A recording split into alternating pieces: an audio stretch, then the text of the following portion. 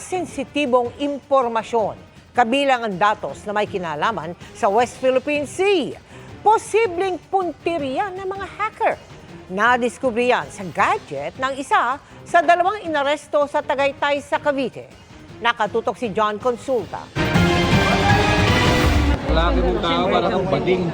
Ang pagbebenta dapat ng libu-libong personal information ng mga subscribers ng isang cable company sa Tagaytay na uwi sa pagka-aresto kina alias Newbie at Godlike, mga hacker na 2013 pa tumatarget sa mga government websites. Ayon sa isa sa kanila, ang isa sa database na naipasa sa kanya ay ang 300,000 membro ng PNP. May address po, buong information, contact number, email. Nakita ko nandun po yung mga ng mga firearms. Na-recover din sa kanyang gadgets ang ilang sensitibong impormasyon ng Philippine Navy, kabilang ang ilang datos na may kinalaman sa West Philippine Sea.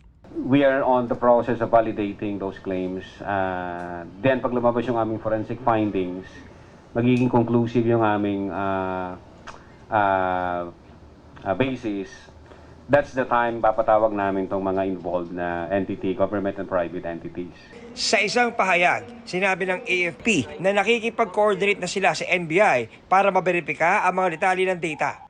Aminado rin si hacker Newbie sa mga ginawang phishing activities sa mga kliyente ng bangko kung saan kumita na siya ng ilang milyong piso. Pinapadalan ko gamit ng email po nila. Doon kung saan pag nag-click nila at nag-login po sila, didiretso po sa system ko. 11 p.m. Then after nun, inaano ko agad ng 12 a.m. dahil nagre-reset po yung limit po niya. Tulog din yung mga tao, then wala silang kaalam-alam. Pagka meron tumatawag sa inyo, anong number o nagpapakilala from your bank, from your bigla na lang may nangyari daw sa iyong account, huwag kang maniwala. No? Sabihin mo, sige, I will call you back. O sige, pupunta na lang ako sa bangko. I-report niya sa amin, we have capability to locate kung nasan yung number na yun, yung tumawag sa inyo. Para sa GMA Integrated News, John Consulta, nakatutok 24 oras.